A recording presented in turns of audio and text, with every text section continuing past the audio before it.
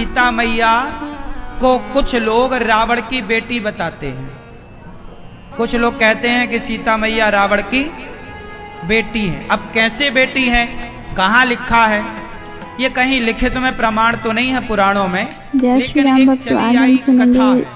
आप कहो तो परंपरागत कथा में आपको सुना माँ सीता का वह प्रसंग जिसे आप लोगों ने नहीं सुना होगा, तो इस वीडियो को अंत तक जरूर देखें। पंचायती मैया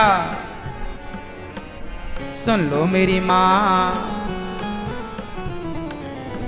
एक परंपरागत कथा है।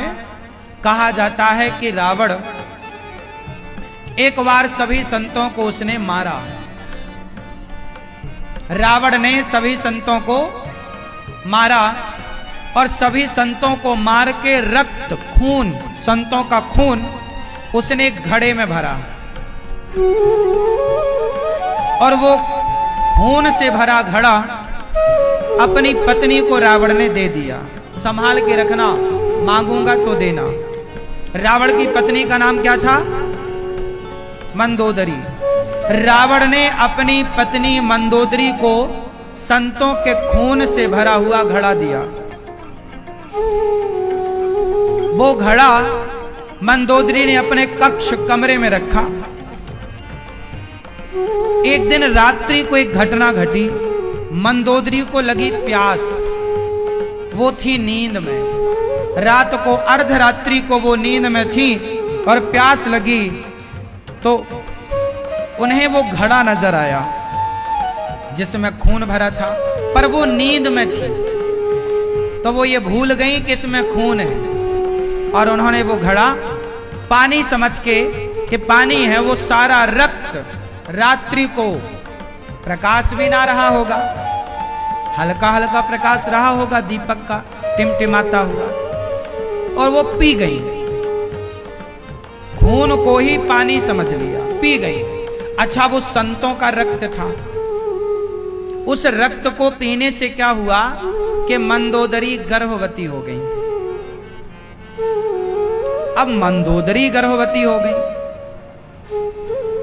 तो मंदोदरी को बड़ी चिंता हुई कि अब रावण को पता चलता तो रावण कहता, भाई ये किसका बालक, कौन है ये, उन पर कलंक लगता। तो मंदोदरी ने रावण से कहा कि महाराज, आज मैं आपकी गर्जना सुनना चाहती हूं। अच्छा, रावण जब गर्जता था ना तो गर्भवती स्त्रियों के गर्भ गिर जाते थे। रावण जब गर्जता था तो गर्भवती स्त्रियों के गर्भ गिर जाते थे। तो रावण ने जब गर्जना करी तो मंदोदरी का गर्भ भी गिरा। तो मंदोदरी का जब गर्भ गिरा तो मंदोदरी ने उसे गिरे हुए गर्भ को उठाया और उसी घड़े में डाल दिया जिस घड़े में संतों का खून था, और उस घड़े को जस का तस बंद किया।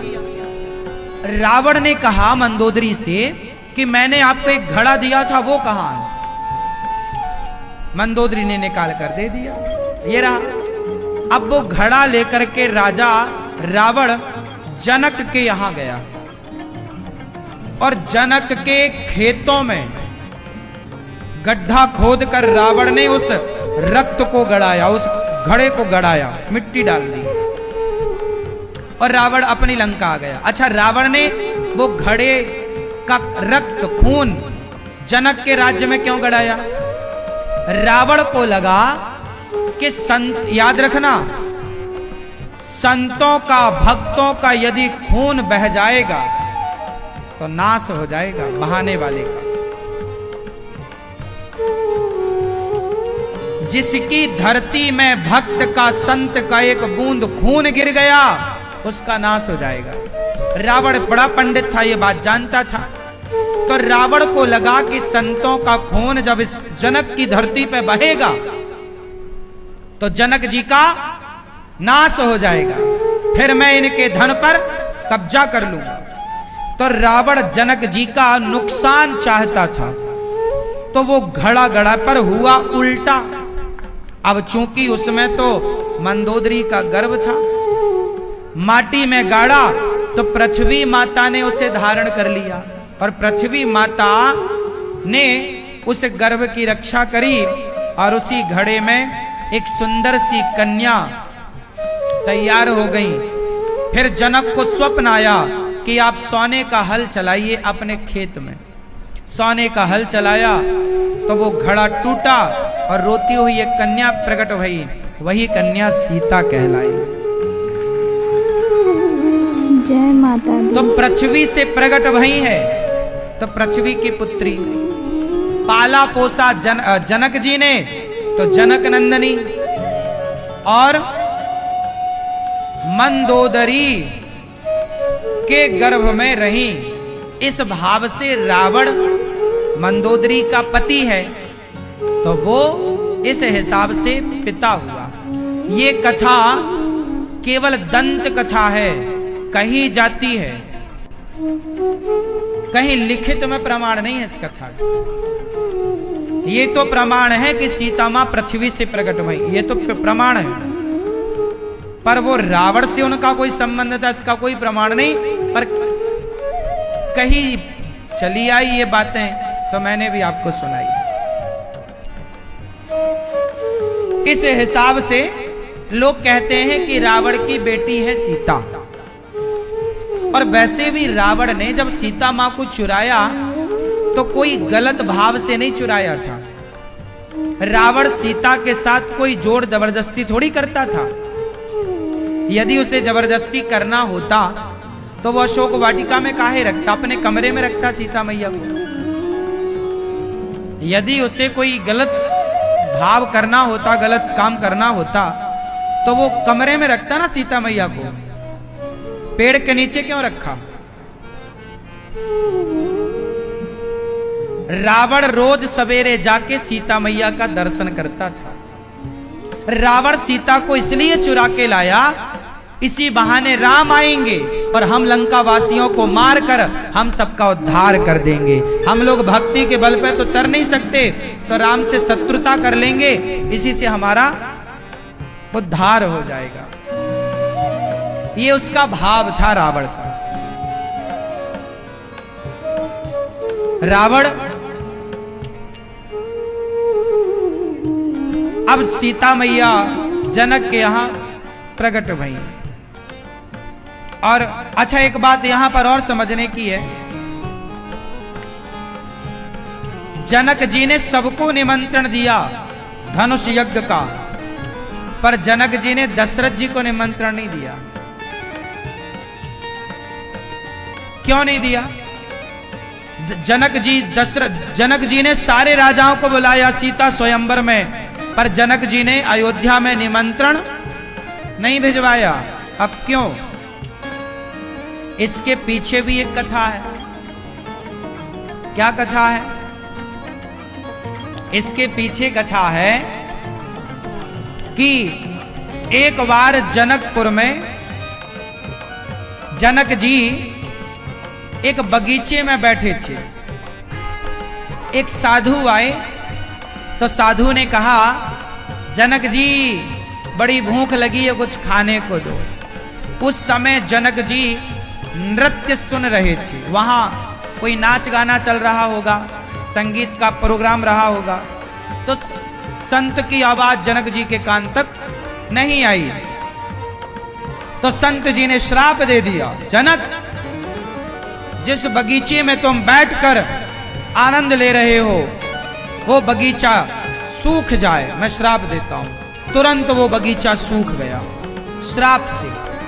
अब जनक जी की नजर संत पर पड़ी, क्षमा मांगी, महाराज अपराध क्षमा करिए, पर यह बगीचा बहुत अच्छा है, यह बगीचा को आप हरा भरा कर दीजिए। तो संत जी ने कहा कि कोई पतिव्रता नारी यदि इस कुएं का पानी निकालकर कच्चे सूत की रस्सी बनाए, कच्चे घड़े में पानी भरे कुएं का, और फिर इस बगीचे की सिंचाई करेगी, तो यह बगीचा हरा भरा हो जाएगा। कच्चा सूत जानते हैं, कच्चा धागा, कच्चे सूत की रस्सी बनाओ, कच्चा घड़ा मतलब कुम्हार जैसे मिट्टी का घड़ा बनाता ना, चाक से निकालता, वैसे ही कच्चा घड़ा। जो पका ना हो। अब कच्चा माटी का घड़ा तो माटी जैसे ही पानी में जाएगा वो टूट जाएगा, फूट जाएगा। अब लो, अब बड़ी बड़ी, अब जनक जी ने कहा भाई जो पतिव्रता नारी है वो आगे आए। अब सारी नारियां थी तो पतिव्रता बहुत सारी, पर सब संकोच में कि यदि टूट गई तो हमारी बड़ी हंसी हो जाएगी। इस चक्कर में पूरे जनकपुर में कोई आगे ना आया। तब जनक जी ने संदेशा पहुंचाया अयोध्या में। सबको पता था कौशल्या माता बड़ी पतिव्रता नारी हैं। तो जनक जी ने कौशल्या माँ के लिए पत्र लिखा दशरथ जी के लिए कि महाराज हमारा बगीचा सूख चुका है और जो पतिव्रता नारी कच्चे सूत की रस्सी बनाकर कच्चे घड़े से पानी निकालकर बगीचे में सींचेगी तब ये हरा भरा होगा। तो आप अपनी पत्नी के साथ पधारो और हमारे इस कार्य को पूरा कराओ।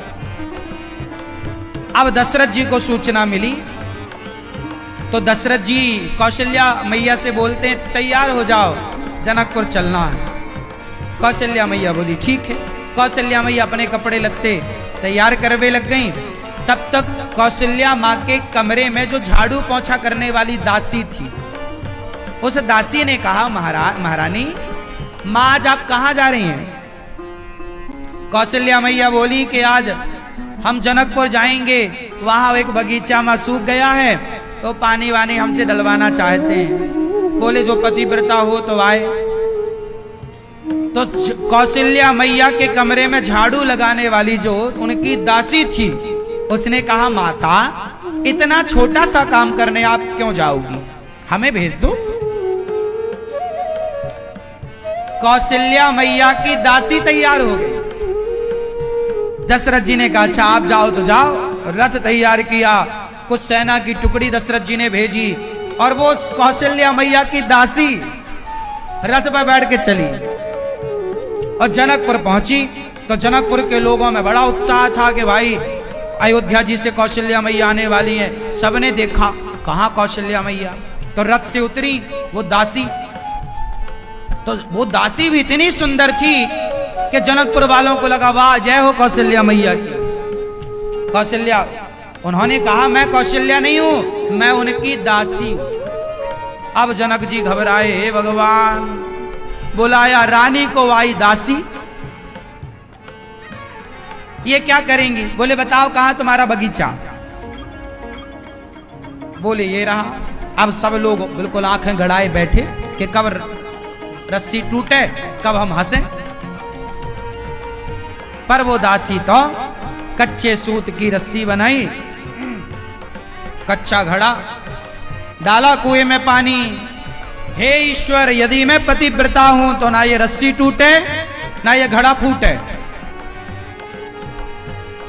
अब तो लो भैया पानी निकाला, वो काहे को रस्सी टूटे? लोगों को लगा अब टूटी काहे टूटे? जैसे कि महाराज जी ने बताया कि सीता जी केवल एक नाम नहीं बल्कि नारी शक्ति और समर्पण की प्रतिमूर्ति है। अगर आपको माता सीता जी का यह प्रसंग पसंद आया हो तो वीडियो को लाइक करें और कमेंट में जय श्री राम जरूर लिखें। तो मिलते हैं अगले वीडियो में, तब तक के लिए धन्यवाद। ऐसी वीडियो के लिए हमारे चैनल को जरूर सब्सक्राइब करें।